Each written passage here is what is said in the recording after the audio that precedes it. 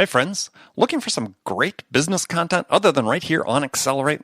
Then check out C-Suite TV and watch in-depth interviews with business content for C-Suite leaders and entrepreneurs, including an interview with me, your favorite podcast host. And it's all on demand. Watch and get insider secrets on demand by going to csuitetv.com. That's c-suitetv.com. Business insights on demand. Okay, let's do the show. It's time to accelerate.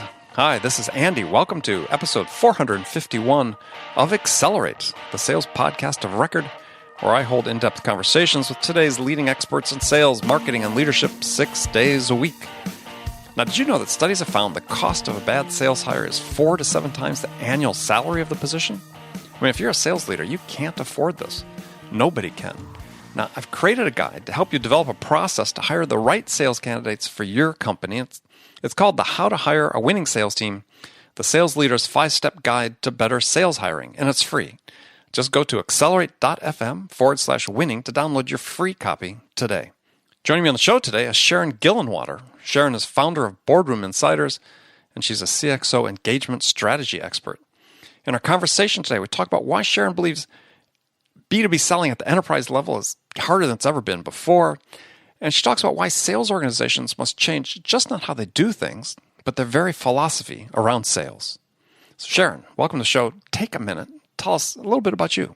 I am the founder of Boardroom Insiders, and we specialize in providing in-depth executive profiles to enterprise sales teams who are interested in engaging the C-suite at their customer companies. And were founded in around 2008, and we work primarily with large tech vendors like Cisco and HP and Microsoft, CA, CSC, etc. So what was the impetus to start the company? I come from a consulting background, so I was working directly with a lot of the marketing organizations at these technology companies between 2004 and 2008, and I was consistently seeing a desire to sell higher within the customer organizations. And the question I kept getting asked is, how do we get to the CIO, and what do they want to talk about? Who are these people? What do they care about? How can we reach and engage them? And so I guess it was around 2006, I was working with a man named Scott McNeely, who was then CEO of Sun Microsystems. Yep, founder of the company, co-founder of the company, yeah. Yes, and I was working with his executive team, and they said that he had an initiative to call into 200 of what they called their must-win accounts. And these accounts they wanted to move the needle with in some way. And he had made a personal commitment to call into the CIOs of all of those accounts. But he really wanted to know a lot about those people before he made the calls.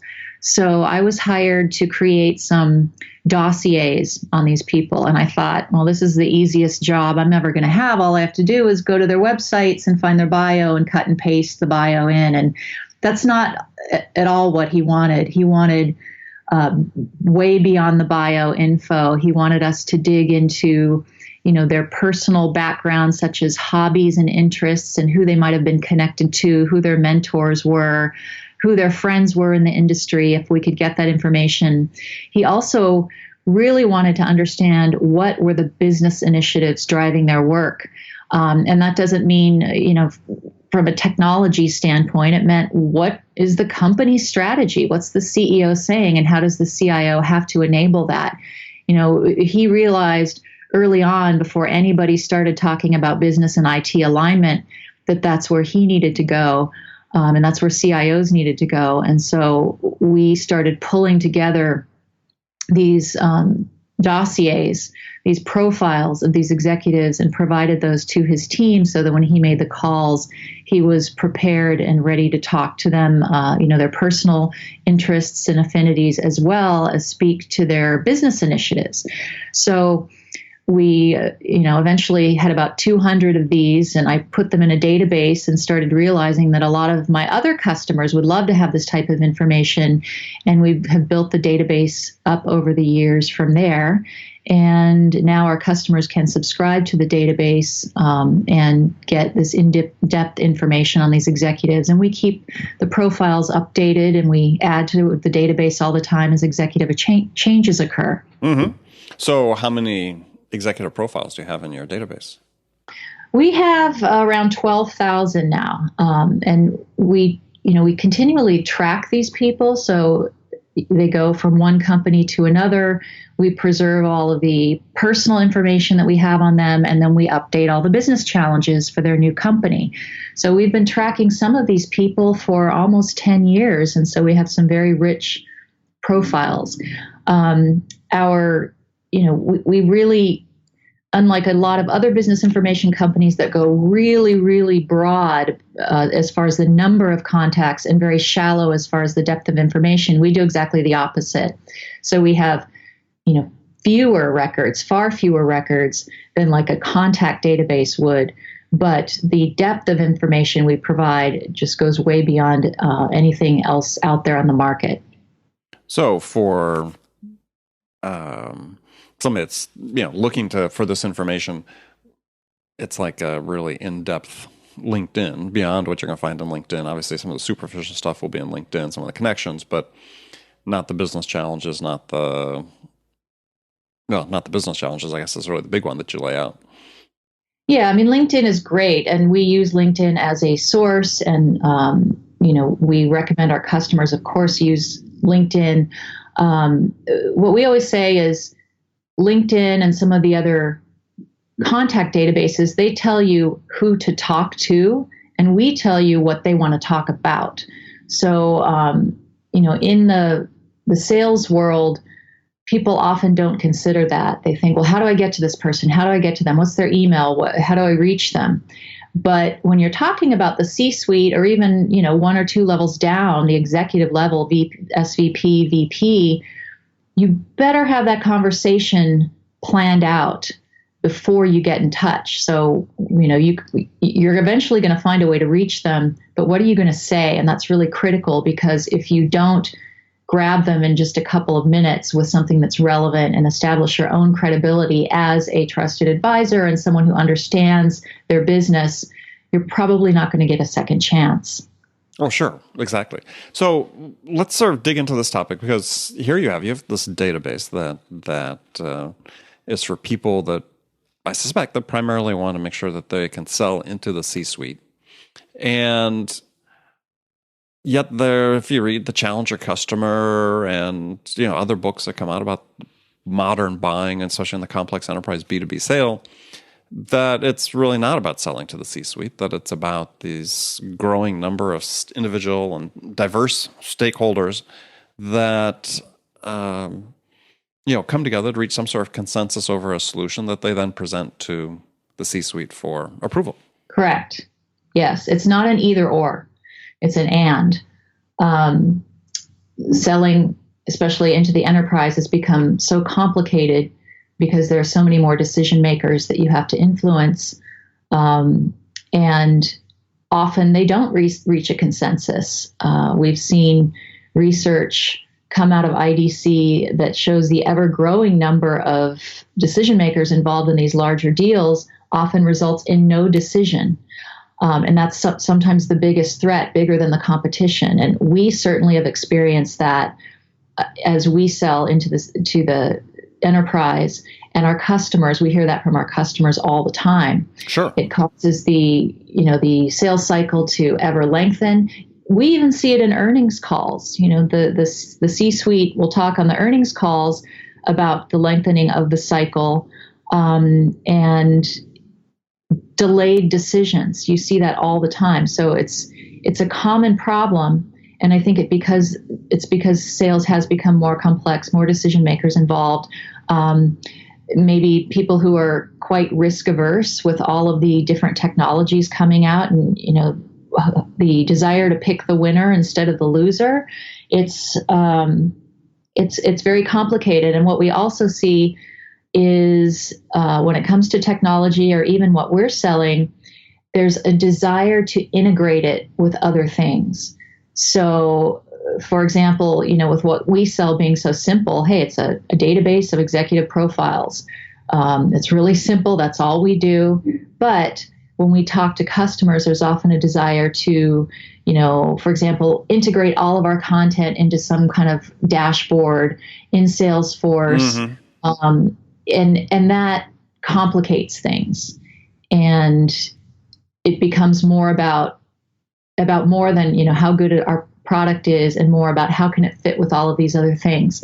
So I think vendors of all stripes are seeing that dynamic go on, and where the C-suite comes in is they can help influence the sale. They can help, endorse the sale and make the people lower down on the chain feel that, more comfortable making the decision. And according to some research that came out in November from IDC, they're saying CXOs are going to be more central than ever to the critical buying decisions, because digital transformation efforts are no longer kind of side projects or pilots or special business units or initiatives. They are now central to the business. The entire business is digitizing. It's not a side project that a little tiger team owns, right?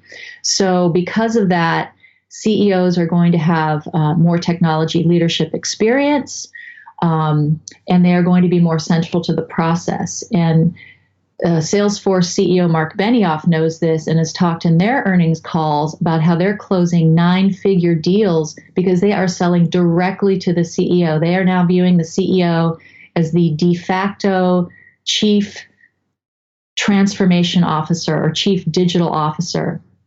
And they are winning these deals by selling directly into the C-suite. And what that takes, by the way, on Salesforce's part, is they need the commitment of their own C-suite to go in and have those conversations, because you can't send, a rank and file salesperson in to meet with the CEO. I mean, you could, but it's much more powerful if that salesperson has the support of their own C-suite going in with them as partners to make that big deal happen. Okay. I mean, all very interesting. I'm thinking as you're talking about, if we say, okay, this is true, this trend that IDC is talking about is what they foresee is going to happen, and actually does happen, where the C-suite suddenly starts reinserting itself back into the decision-making process, where just a year ago it was the other way. Well, again, it's an and. It's not. Well, it's an and, but CEB's research was fairly conclusive. It's not. Yeah, I'm sure people are still continuing to sell to the C-suite, but give you personal examples I've seen selling to large enterprises where one of the fundamental mistakes a seller made was actually getting to the C-suite, because the C-suite was saying, well, look, we delegated this and we're looking to get a conclusion. So, but if you're here and you're asking my opinion, I'm going to give it. And it wasn't what that company wanted to hear at all, right? Because suddenly, whereas the C-suite would have been, and CEO in this case would have been perfectly content to have gotten the recommendation once they actually involved him. Naturally, he had opinions. He was informed, and it didn't turn out well for that company. So, I mean, it's not going to be the same in every situation. Sure. And I can't emphasize enough that it's an and, it's not an or. You just don't go straight into the C-suite marching in there without engaging, all of the other layers of decision makers. That's what inbound marketing does a great job of, and marketing automation, and being able to segment your audience and speak to them by vertical. That's what makes it so tough, is you have to be working all of these different levels. Well, by the same token, there's also research that's come out from, I have to go back and look at my notes to see who it came from, that also sort of talks about an opposite trend, which is that where before CIOs were sort of in that central space for a lot of digital transformation, now increasingly those decisions are being made at the business unit level. Exactly. Yes, that's a very common thing that we see. And, we would include those business unit heads in the C-suite category, absolutely. Whether it's, a CMO, or whether it's the head of an actual line of business, like if you look at financial services, the head of consumer banking, for example. Mm-hmm. So, I think what we've seen is the perception of what C-suite has really expanded, and the proliferation of all kinds of new titles like Chief Digital Officer, Chief Transformation Officer, Chief Innovation Officer, Chief Customer Experience Officer. Mm-hmm. Mm-hmm. We classify all of those as C-suite at this point, and they have to collaborate together and really, in a lot of cases, agree on what those central tools are going to be that they're going to use. And I think it's really all about the customer experience and the overall digitization of the enterprise, whether you're talking about what the customer experience is, which is outward facing, or whether you're talking about looking inward into the enterprise. What are the employees? What's the employee experience like? Because everything's becoming consumerized. Everybody has expectations around what a great digital experience is, because we're all consumers and we're on Amazon and we're on Facebook, and that's the level of expectation now. No, it's all very interesting. So map out then.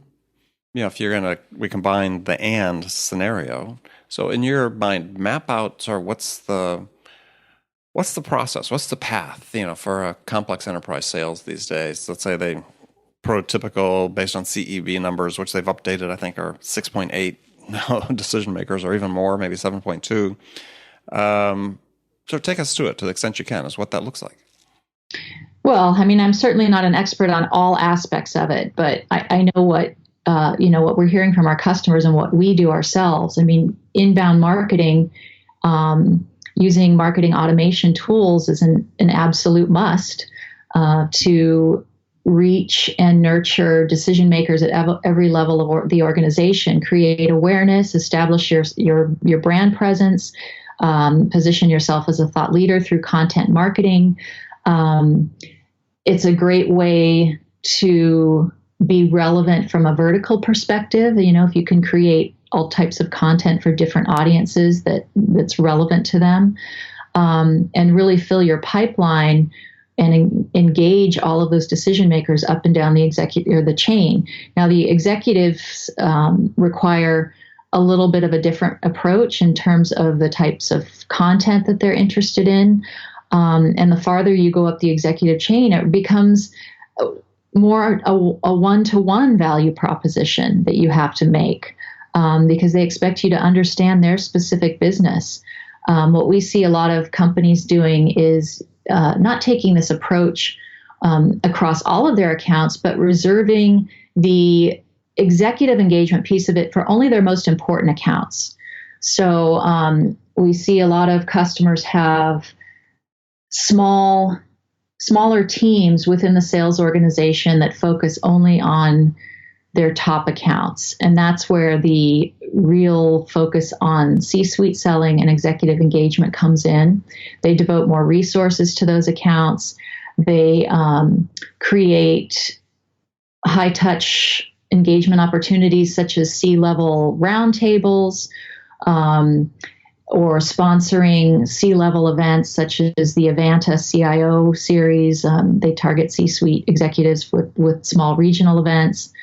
And then, sending their own executives to those events to have those higher level conversations. And that's where the C-suite engagement really comes in. So, when we talk to companies that, we're interested in bringing on as customers, we try to understand, do you have something like this in place? Because unless you have that infrastructure in place for C-suite selling, we're not really going to be helpful, because it's not a methodology that you apply to all accounts. It's not scalable.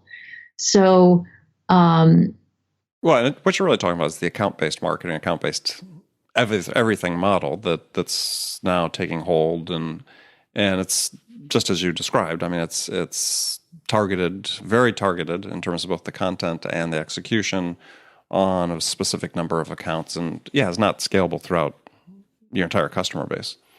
Right. So, account-based marketing has really taken off just because of the ability to use technology to automate a lot of it and segment in a way that is scalable, which is great. But in those situations where you're trying to cultivate, long-term relationships, executive to executive, you're not going to be doing that with, automated software or even over email. It's all about the relationships. Oh yeah. No, and I think people that so are. That's, when we talk about C-suite selling, I just want to make it clear it's not for everybody. It's not appropriate in every situation, as you pointed out with your example. It's usually the result of a very rigorous selection of a group of accounts that they're going to target, and it's reserved for those situations. So, I haven't spoken to Mark Benioff personally, but I bet if you were to ask him based on what he said in his earnings call, he's not going out and meeting with every single customer. They probably have a short list of, 200 accounts or something like that. And that's what we typically see with our customer base. They'll say we're targeting the chief digital officers and chief information officers. And, they'll have a list of 5 C-suite titles that they're targeting within these, fill in the number, 200, 300, 100 accounts. So it's almost a programmatic approach. And they, will have a variety of touch points that they have in mind, whether it's an executive briefing at their executive briefing center, whether it's a specific event that they're putting together, or a specific initiative when they're trying to, go to a high-level industry trade show and set up a special experience for those executives at that show. Yeah, my point about the tool, especially the tools that are coming out to support, and I'll make it more broad than account-based marketing. I mean, account-based everything, to use the term that Engagio uses, is that part of what you can use those tools for is to develop playbooks and plays within those playbooks that do exactly as you talk about. That set up a play that says, look, we need to have our CEO invite this CEO to come to an event that we're hosting, but the way that gets facilitated and part of the play, defines what the account exec needs to do, and interfacing with the CEO's assistant and so on and so forth to make the whole thing happen. And you do that enough times, then you can define that very well, and then it becomes, I said, one of the plays that you implement as part of your playbook. Yeah, but here's where a lot of companies fall down on that is they follow the playbook, and then a generic invitation gets issued to however many, CIOs, CEOs, chief digital officers, whatever. And I know this because I worked in the event industry for a long time as well, as a consultant. The RSVPs and the attritions are abysmal. So they and then it becomes a last minute scramble to get butts in seats, as they say. And the reason for that, I believe, and I've seen in the industry, is because a generic invitation does not work with that audience. It takes a personalized invitation, a call from their executive peer. And everybody wants to make this happen with boilerplate templates and as minimal effort and no personal outreach. They don't want to bother their executive to make those calls or to sign the letter. And what we've seen is when you go that extra mile to make that invitation personally relevant to the recipient, and you're thoughtful enough to have their peer reach out, even if it's a personal email from them or a call, the response rate goes way up. Oh, sure. And then you don't have that, because when you're not able to pull the quality of audience that you want, the quality overall quickly goes down, because for these executives, it's all about who else is going to be there. And they don't want to go if it's going to be a bunch of director level people. So it's a tricky thing, and it really makes a difference when you make that invitation personally relevant. So what does that look like? Well, if if you're staging a C-level event about models of innovation, how are enterprises innovating? It's hard because they're not as nimble as a startup. So some companies are forging partnerships with universities. Some are opening up Silicon Valley labs.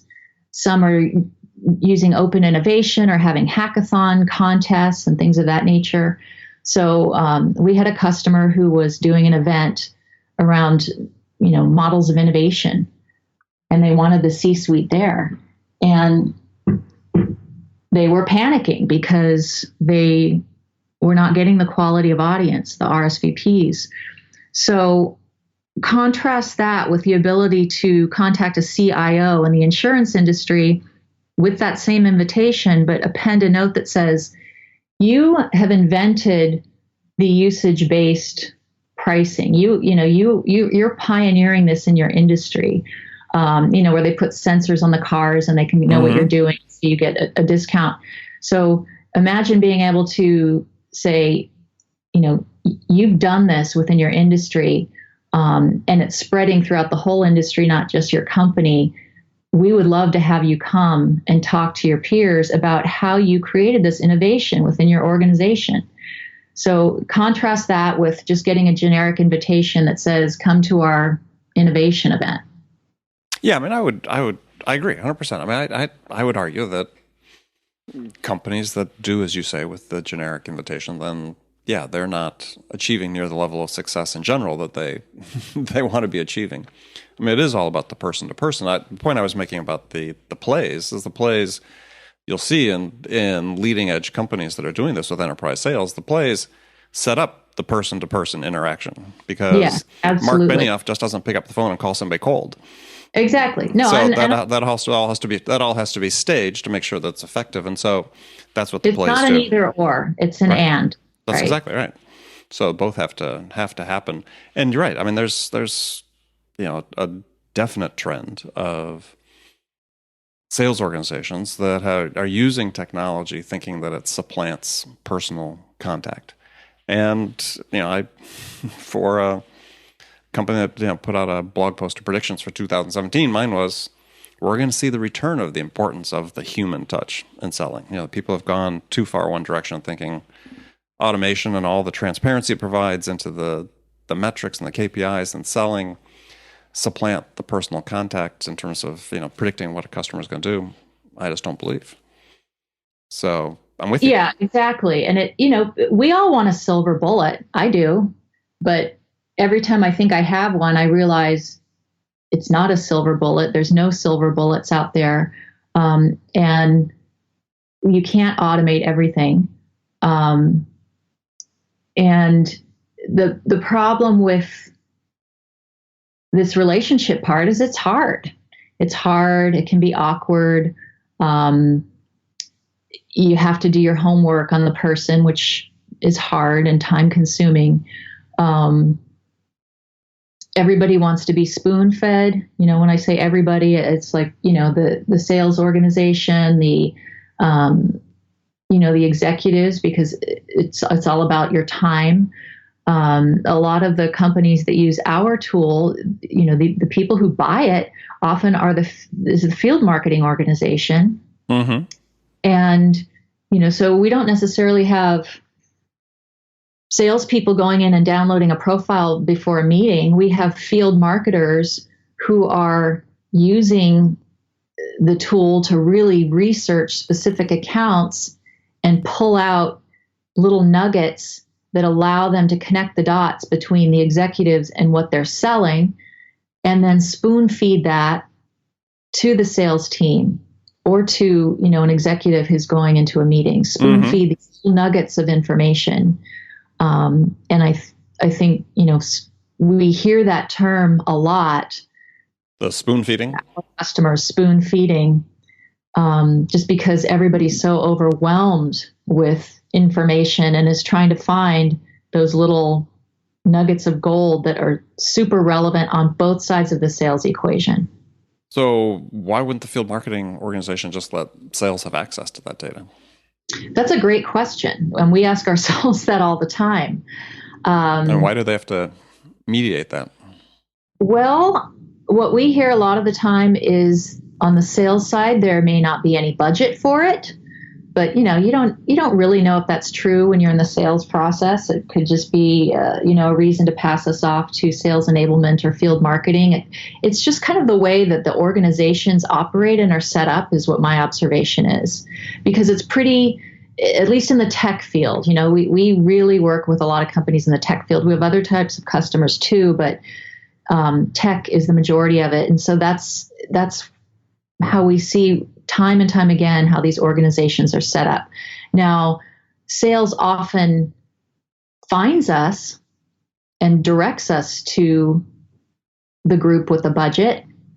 And I think that's because sales people have that painful experience of having a meeting coming up the following week, and here they sit on a Sunday night desperately searching for information on a company or a person, and that's when they find us. Mm-hmm. So we're often, sales is often the channel for us into the organization. It's how they hear about us, but who typically buys is, the marketing organization. I was going to say, my question was just reacting to your comment about spoon feeding, as if, marketing can buy it. It's just, why doesn't marketing give sales free access to it? And let the salespeople, marketing's budget can pay for it. That's a very good question. I mean, it's like, if I was in sales, I said, don't spoon feed me. I want to go look at it. I mean, I can't trust, as a salesperson that's dealing with the customers, I wouldn't necessarily hand the trust off to someone else to curate what they thought I needed to know in that situation. So, not a big deal. Well, that's my view as well. Yeah. But that's just the reality of what we're dealing with. There's a desire to add value there, and marketing to really own it and control it. I ask the same question all the time. Okay, good. We're in alignment on that. So, all right. So, Sharon, we're in the last segment of the show. I've got some standard questions I ask all my guests. And the first one is a hypothetical scenario. And I've had, 400 plus people answer this question so far. And in this hypothetical scenario, you, Sharon, have just been hired as VP of sales at a company whose sales have stalled out. They're sort of flatlined a little bit, and CEO's anxious to get growth restarted. So what two things could you do your first week on the job that would have the biggest impact? Oh, boy. That's a great question. I think that, first of all, I would talk to the salespeople, mm-hmm. and then I would talk to some customers or some potential customers. And I think I would really want to dig into analytics about the inbound marketing mm-hmm. funnel mm-hmm. and see what's going on there. Okay. That works. Anything else? No, I think that's it. Okay, good. All right. Yeah, that's a good first answer. So, some rapid fire questions then for you. You can give me one-word answers or elaborate if you wish. So, when you, Sharon, are out selling your company's services, what's your most powerful sales attribute? Just getting the customer. You mean personally, or yes, you personally? Me personally. I would say my passion. I'm not a salesperson. Just to be clear about that, I'm the founder of the company. I know enough to know that I shouldn't be the one out there selling, and I don't go out selling, but I'm the subject matter expert on this. I have great passion for the product and the whole kind of methodology that we talk about. I'm kind of a nerd, I'm into really understanding the company strategies and how we can help support it. So I can speak with great passion about connecting business strategy to what you're selling and making it really about the person you're talking to, mm-hmm. as opposed to, rattling off all of the different attributes of your product, features and benefits. Okay. I think the most powerful thing I've seen is when I go out on sales calls with our team is just getting our product in front of the person, actually having them see a profile. And that's the most powerful thing that I've seen happen, because there's a lot of jaded buyers out there, especially when it comes to information services. If you say you sell executive profiles, they expect a name and a title and maybe some contact information. And 40% of the time it's going to be inaccurate and out of date. Right. So if we can get our actual end product in front of someone, what I've seen happen in a meeting is they go from kind of glancing at their phone and texting, and you put our product on the screen, they put their phone down and they look at it and say, wow, okay, well, where'd you get all this information? So, it's, I'm sure, a lot different than other sales situations. We're not about, technological bells and whistles necessarily. It's just getting someone to look at it. Okay.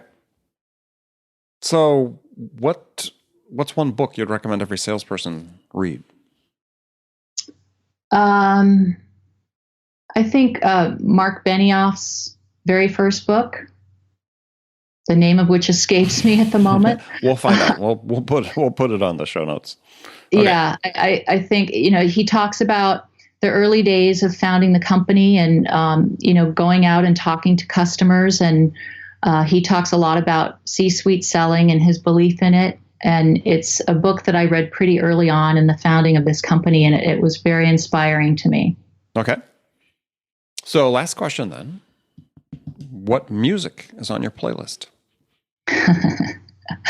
Well, I am a Zumba instructor. I do this as a volunteer for the city of San Francisco. It's the largest free Zumba program in the entire country. It's run through San Francisco Rec and Park.